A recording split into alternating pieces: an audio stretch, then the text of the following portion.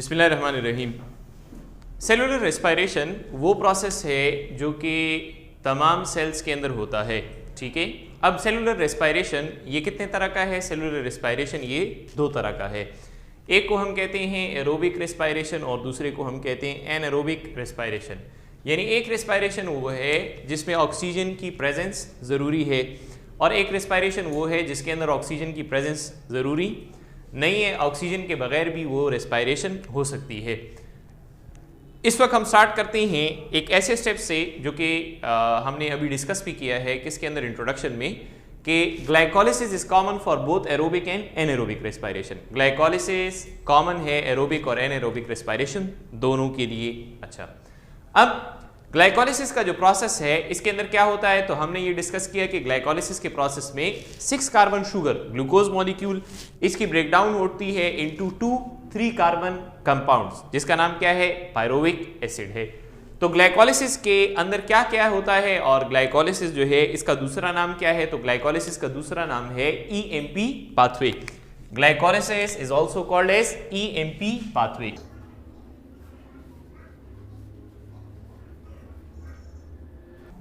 अच्छा, ग्लाइकोलिसिस को EMP pathway किस वजह से कहा जाता है, तो ग्लाइकोलिसिस को EMP पाथवे इस वजह से कहा जाता है कि 3 साइंटिस्ट हैं जिनका कंट्रीब्यूशन है, 3 साइंटिस्ट हैं जिनका कंट्रीब्यूशन है किस चीज के अंदर, जिनका कंट्रीब्यूशन है इन एक्सप्लेनिंग द पाथवे। इस पाथवे को एक्सप्लेन करने में इनका रोल है। ये कौन कौन से साइंटिस्ट हैं, तो एम्डन,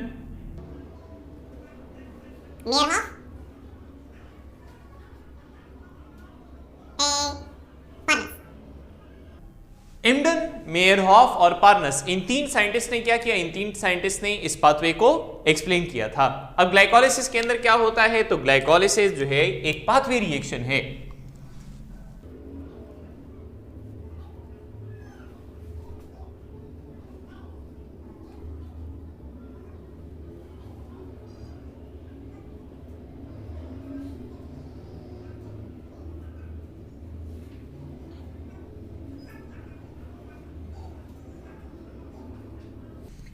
ग्लाइकोलिसिस क्या है, तो glycolysis a pathway reaction in which glucose is broken down into 2 pyruvate molecules. अब ग्लाइकोलिसिस के 2 स्टेप्स हैं। ग्लाइकोलिसिस के कितने स्टेप्स हैं, 2 स्टेप्स हैं और उन 2 स्टेप्स को हम क्या कहते हैं, तो इसके स्टेप्स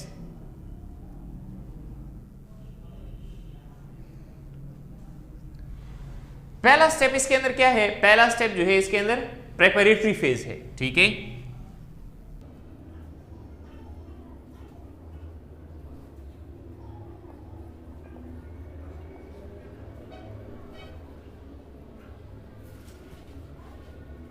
अच्छा देखिए, ग्लाइकोलिसिस का जो पहला स्टेप है वो प्रेपरेटरी फेज, दूसरा जो स्टेप है दैट इज ऑक्सीडेटिव या पे ऑफ फेज इसको कहा जाता है।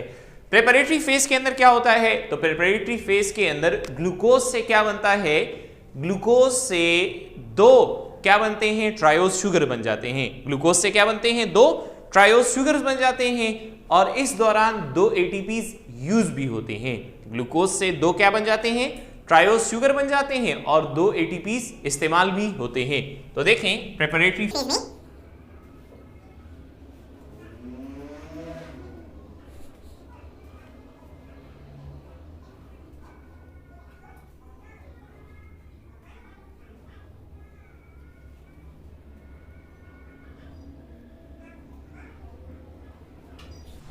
ग्लूकोज से क्या बनता है, ग्लूकोज से बनता है डाइहाइड्रोक्सी एसीटोन फॉस्फेट और ग्लाइसरल्डिहाइड 3 फॉस्फेट बन जाता है और इसके साथ क्या होता है, 2 ATPs यूज होते हैं। 2 ATPs इसके साथ क्या हो जाते हैं, यूज हो जाते हैं।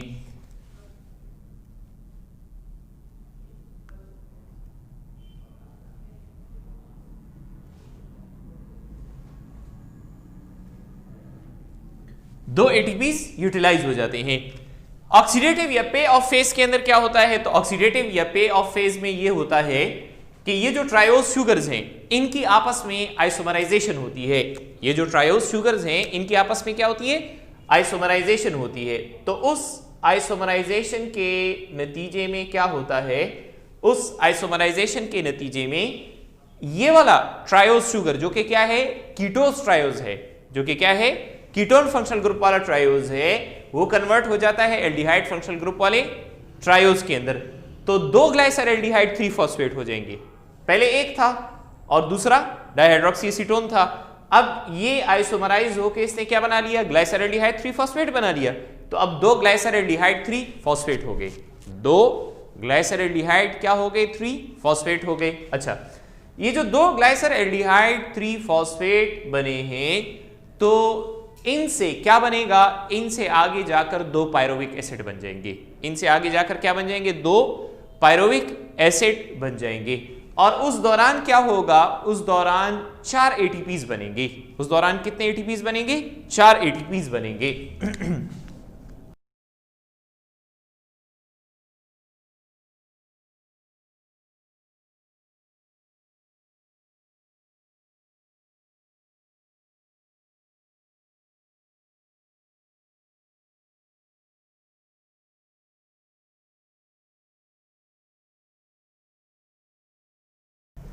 ऑक्सीडेटिव या पे ऑफ फेज के अंदर 2 ग्लाइसरल्डिहाइड 3 फॉस्फेट से क्या बनते हैं, 2 पायरोविक एसिड बनते हैं, और इस दौरान 4 एटीपीज बनते हैं। 4 एटीपीज आर फॉर्म्ड।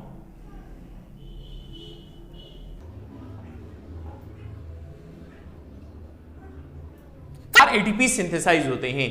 लेकिन अब जरा गौर से इसको देखें, इसको पे ऑफ फेज क्यों कहते हैं, तो इसको पे ऑफ फेज इसलिए कहते हैं कि यहां पर जो 2 एटीपीज यूटिलाइज हुए थे, तो ये स्टेप उसको क्या कर रहा है, पे ऑफ कर रहा है। यानी ग्लाइकोलिसिस का अगर ग्रॉस प्रोडक्ट देखें, ग्लाइकोलिसिस का अगर क्या देखें, ग्रॉस प्रोडक्ट देखें, तो वो है 4 एटीपीज। लेकिन नेट प्रोडक्ट अगर देखें, क्या देखें, नेट प्रोडक्ट देखें, तो वो है 2 एटीपीज। क्योंकि 2 इस्तेमाल हुए हैं और 4 बने हैं, तो 4 में से 2 माइनस करेंगे तो कितने बन जाएंगे, 2 एटीपीज बन जाएंगे। और इसके साथ साथ क्या होता है, इसके साथ साथ इस स्टेप के अंदर 2 NADH2 भी बनते हैं। इस स्टेप के अंदर क्या होता है, 2 NADH2 भी बनते हैं।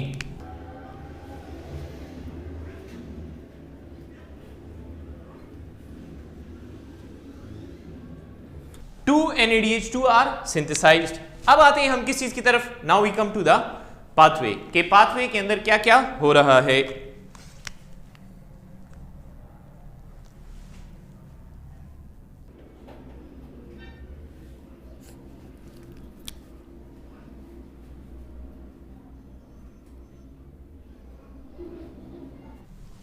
अच्छा, गौर से देखें, ग्लूकोज से क्या बनेगा, ग्लूकोज से बनेगा ग्लूकोज 6 फॉस्फेट। ग्लूकोज से क्या बनेगा, ग्लूकोज 6 फॉस्फेट।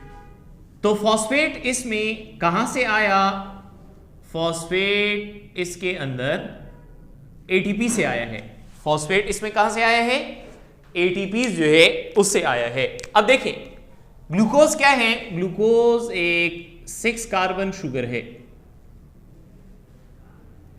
1 2 3 4 5 6, ये 6 कार्बन शुगर है। और इस 6 कार्बन शुगर जो है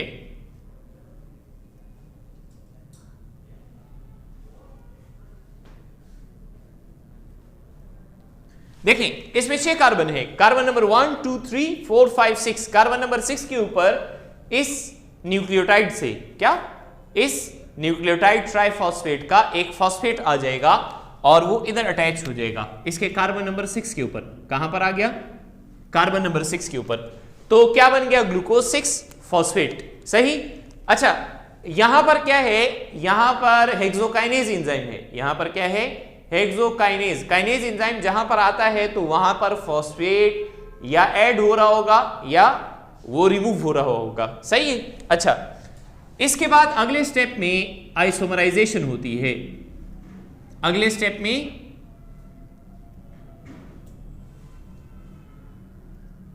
आइसोमराइजेशन होती है। अच्छा, आइसोमराइजेशन में क्या होगा, आइसोमराइजेशन में एल्डोज शुगर से कीटोज शुगर बन जाएगा। आइसोमराइजेशन में एल्डोज शुगर से क्या बन जाएगा, कीटोज शुगर बन जाएगा। तो ग्लूकोज 6 फॉस्फेट से अब ये हो जाएगा क्या, फ्रक्टोज 6 फॉस्फेट।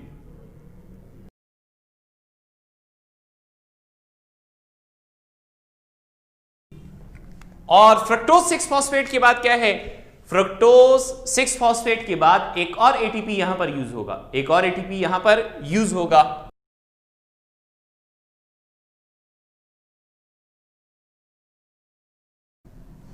एडिनोसिन ट्राइफॉस्फेट से क्या बना, एडिनोसिन डाइफॉस्फेट।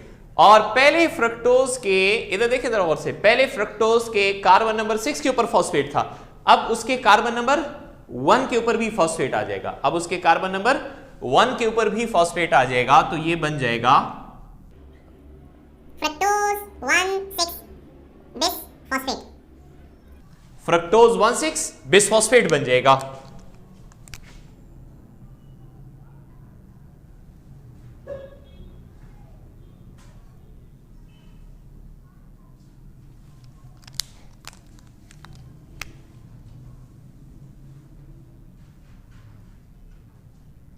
यानी इसके कार्बन नंबर 1 के ऊपर भी फॉस्फेट है और इसके कार्बन नंबर 6 के ऊपर भी फॉस्फेट है, इसके कार्बन नंबर 1 के ऊपर भी फॉस्फेट है और कार्बन नंबर 6 जो है उसके ऊपर भी फॉस्फेट है, तो ये बन जाएगा फ्रक्टोज 1,6 बिसफॉस्फेट बन जाएगा। अच्छा, फर्दर फ्रक्टोज 1,6 बिसफॉस्फेट ये स्प्लिट हो जाएगा, ये इंपॉर्टेंट स्टेप है। फ्रक्टोज 1,6 बिसफॉस्फेट ये स्प्लिट हो जाएगा दो किसके अंदर, ट्रायोस शुगर्स के अंदर, ठीक है। तो डाइहाइड्रोक्सी एसीटोन फॉस्फेट को हम क्या लिखते हैं, डाइहाइड्रोक्सी एसीटोन फॉस्फेट को हम शॉर्ट लिखते हैं DHAP। डाइहाइड्रोक्सी एसीटोन फॉस्फेट को हम शॉर्ट क्या लिखते हैं, DHAP, डाइहाइड्रोक्सी एसीटोन फॉस्फेट। और ग्लाइसरल्डिहाइड 3 फॉस्फेट को हम शॉर्ट क्या लिखते हैं, इसको हम शॉर्ट लिखते हैं G3P, इसको शॉर्ट क्या लिखते हैं, G3P। तो अब इससे क्या बना, इससे बना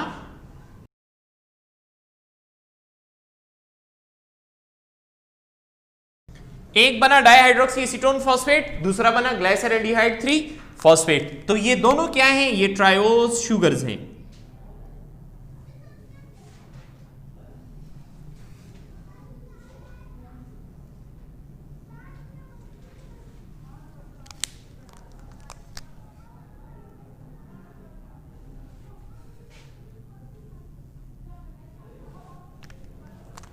अब इसके दरमियान क्या होगी, इसके दरमियान होगी दोबारा से आइसोमराइजेशन।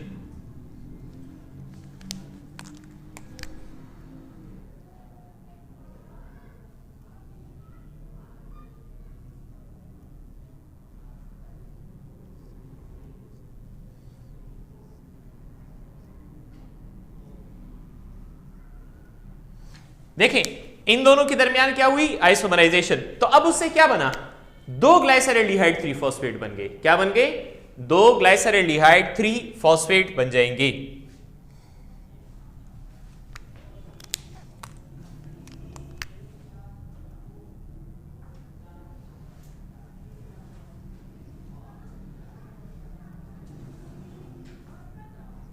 दो G3P बन गए, दो क्या बन गए, G3P, ग्लाइसरल्डिहाइड 3 फॉस्फेट। अगला स्टेप इंपॉर्टेंट है, उसको आपने समझना है। देखें ग्लाइसरल्डिहाइड 3 फॉस्फेट से क्या चला जाएगा, ग्लाइसरल्डिहाइड 3 फॉस्फेट से हाइड्रोजन चला जाएगा, इससे क्या चला जाएगा, हाइड्रोजन चला जाएगा। और हाइड्रोजन जाने के साथ साथ इसमें एक इनऑर्गेनिक फॉस्फेट ऐड होगा, एक एक मॉलिक्यूल में, एक एक मॉलिक्यूल में क्या ऐड होगा, इनऑर्गेनिक फॉस्फेट, जो कि मौजूद है कहां पर, साइटोसोल के अंदर, जो कि मौजूद है कहां पर, साइटोसोल के अंदर मौजूद है। समझ आ रही है। तो अब ग्लाइसरल्डिहाइड 3 फॉस्फेट का मतलब यह है कि इसके कार्बन नंबर 3 के ऊपर फॉस्फेट है ना, लेकिन इसके बाद जो कंपाउंड बनेगा उसमें कार्बन नंबर 1 के ऊपर भी और कार्बन नंबर 3 के ऊपर भी फॉस्फेट मौजूद होगा। और वो कंपाउंड क्या है, दैट इज 1,3 बिसफॉस्फोग्लाइसरेट। वो कंपाउंड क्या है, 1,3 बिसफॉस्फोग्लाइसरेट। लेकिन ये स्टेप जरूरी क्यों है, तो ये स्टेप जरूरी इसलिए है कि इस स्टेप के अंदर इनऑर्गेनिक फॉस्फेट भी ऐड हो रहा है और इस स्टेप के अंदर NaDH2 की फॉर्मेशन भी हो रही है।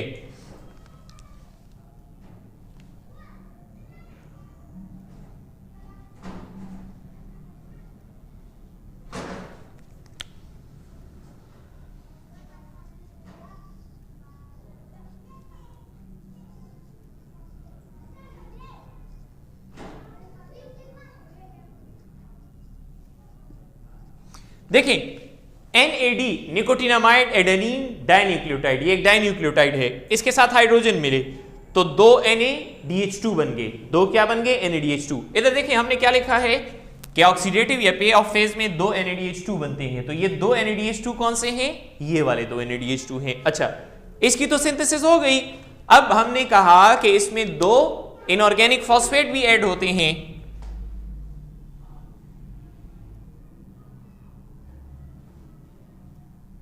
दो इनऑर्गेनिक फॉस्फेट ऐड हुए तो वो इसके कार्बन नंबर, यानी 2 कंपाउंड है ना, 2G3P है, तो दोनों कंपाउंड्स के कार्बन नंबर 1 के ऊपर आ जाएंगे।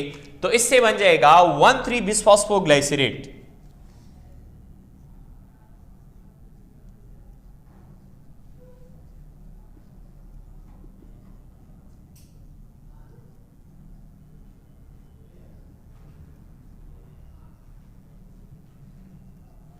वन थ्री बिसफॉस्फोग्लाइसरेट, सही। तो 1,3-बिसफॉस्फोग्लाइसरेट, इसका मतलब क्या है कि कार्बन नंबर 1,1,3 2 फॉस्फेट हैं, अलग अलग पोजीशन पर है, बिसफॉस्फोग्लाइसरेट 1,3-बिसफॉस्फोग्लाइसरेट। अच्छा, अगला स्टेप जरूरी क्यों है? तो देखें, फोटोसिंथेसिस के अंदर हमने कहा था कि एटीपी की सिंथेसिस होती है। किस चीज की सिंथेसिस होती है? एटीपी की सिंथेसिस। और एटीपी की सिंथेसिस में हमने ये डिस्कस किया था कि ये एटीपी सिंथेसिस चूंकि लाइट की तरफ से प्रोवाइडेड एनर्जी की तरफ से है, लाइट की तरफ से प्रोवाइडेड एनर्जी की तरफ से है, लिहाजा इस एटीपी सिंथेसिस को हम कहते हैं फोटो, लाइट की वजह से फोटोफॉस्फोराइलेशन कहते हैं। यहां पर क्या है? यहां पर जो है फॉस्फेट किससे आ रहा है? तो इस स्टेप के अंदर जो एंजाइम है उसका सबस्ट्रेट क्या है? 1,3-बिसफॉस्फोग्लाइसरेट है। तो ये क्या करता है? ये इससे फॉस्फेट लेता है और देता है किसको? एडीपी को। इससे फॉस्फेट लेगा और किसको देगा? एडीपी को देगा, एडिनोसिन डाइफॉस्फेट को। तो जब उसको फॉस्फेट मिल जाएगा तो वो किस में कन्वर्ट हो जाएगा? एटीपी में, एडिनोसिन ट्राइफॉस्फेट में। तो देखें अगले स्टेप में क्या है, इसको हम कहते हैं सबस्ट्रेट लेवल फॉस्फोराइलेशन। सबस्ट्रेट ने फॉस्फेट दिया, इसको हम क्या कहते हैं? Substrate level phosphorylation.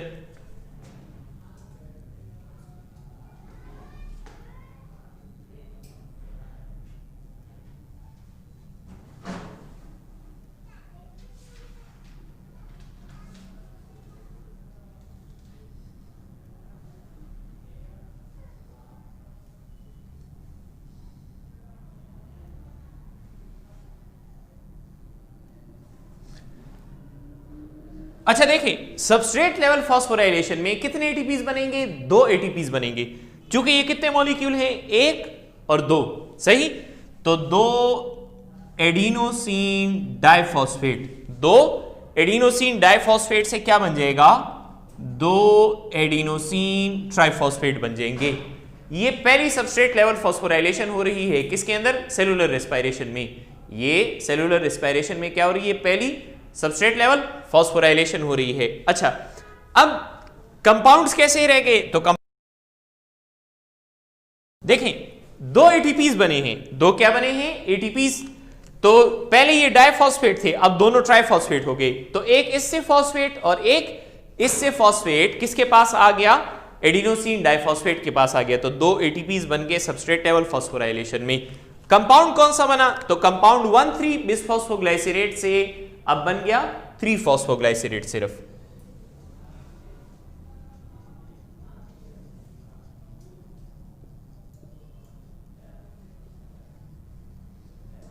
इससे क्या बन गया? सिर्फ 3-फॉस्फोग्लाइसरेट बन गया।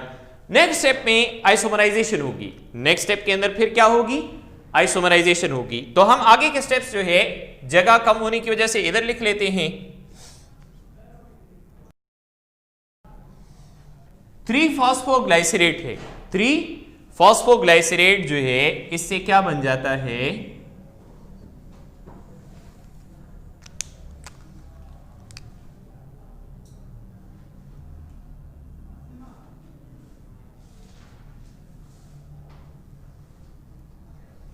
इससे बन गया 2-फॉस्फोग्लाइसरेट।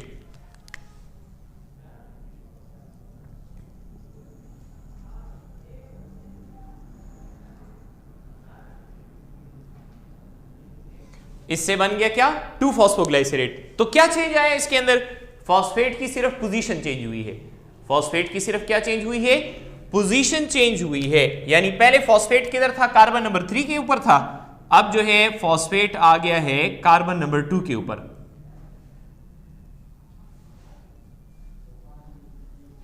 पहले फॉस्फेट कार्बन नंबर 3 के ऊपर था ना, तो अब इसमें क्या है, अब इसमें फॉस्फेट आ गया है कार्बन नंबर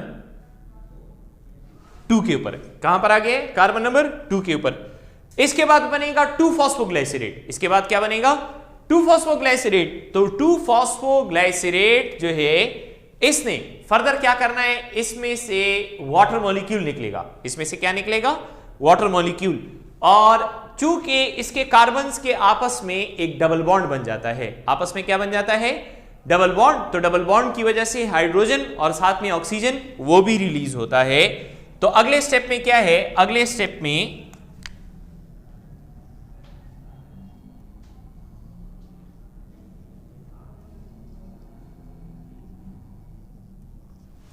स्टेप में दो वाटर मॉलिक्यूल्स इसमें से निकल गए। अब ये कौन सा कंपाउंड बन जाएगा, ये बन जाएगा फॉस्फोइनोल पायरुवेट। अब ये कौन सा कंपाउंड बन जाएगा, फॉस्फोइनोल पायरुवेट।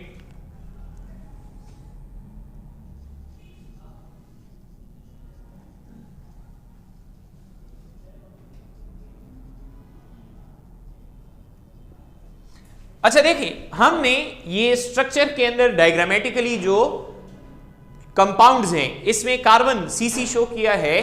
तो इसका मकसद क्या है, इसका एक मकसद तो ये कि आपको नंबर ऑफ कार्बन का पता लगे, फिर ये कि फॉस्फेट की पोजीशन का पता लगे, और ये कि यहां दरमियान के बाद जो है ये किस लिए जरूरी है, तो ताकि आपको पता लगे सके कि मॉलिक्यूल्स कितने हैं, मॉलिक्यूल कितने हैं। देखें यहां पर तो हमने 2 लिखा ना, लेकिन उसके बाद हमने ये नहीं लिखा कि मॉलिक्यूल्स 2-2 हैं, लेकिन साथ में हमने बनाए 2, 2 और 2 इस तरीके से, ठीक है। तो इसके बाद बना फॉस्फोइनोल पायरुवेट।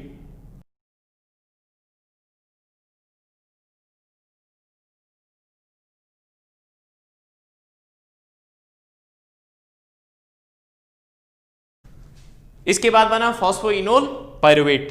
तो फॉस्फोइनोल पायरुवेट से आखिर में क्या बन जाएगा, लास्ट स्टेप में बन जाएगा पायरुवेट। लास्ट स्टेप में सिर्फ क्या बन जाएगा, पायरुवेट, पायरुविक एसिड बन जाएगा। तो अगले स्टेप में क्या है, अगले स्टेप में दोबारा सबस्ट्रेट लेवल फॉस्फोराइलेशन होगी। अगले स्टेप में दोबारा क्या होगी, सबस्ट्रेट लेवल फॉस्फोराइलेशन होगी।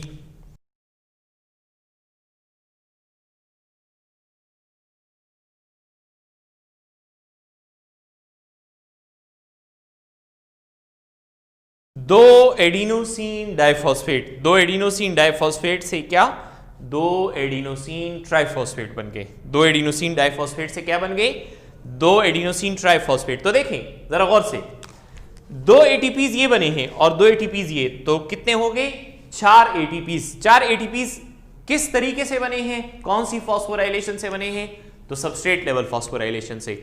अभी तक हमने जो फॉस्फोराइलेशन स्टडी की, तो एक फोटोसिंथेसिस में हमने पढ़ी फोटोफॉस्फोराइलेशन, दूसरी ये है सबस्ट्रेट लेवल फॉस्फोराइलेशन, और तीसरी फॉस्फोराइलेशन हम इंशाल्लाह पढ़ेंगे इलेक्ट्रॉन्स ट्रांसपोर्ट चेन में। किसमें, इलेक्ट्रॉन्स ट्रांसपोर्ट चेन में। उसको कहते हैं ऑक्सीडेटिव फॉस्फोराइलेशन। उसको क्या कहते हैं, ऑक्सीडेटिव फॉस्फोराइलेशन। तो अगले स्टेप में फॉस्फोइनोल पायरुवेट से सिंपल क्या बन जाएगा, पायरुवेट बन जाएगा।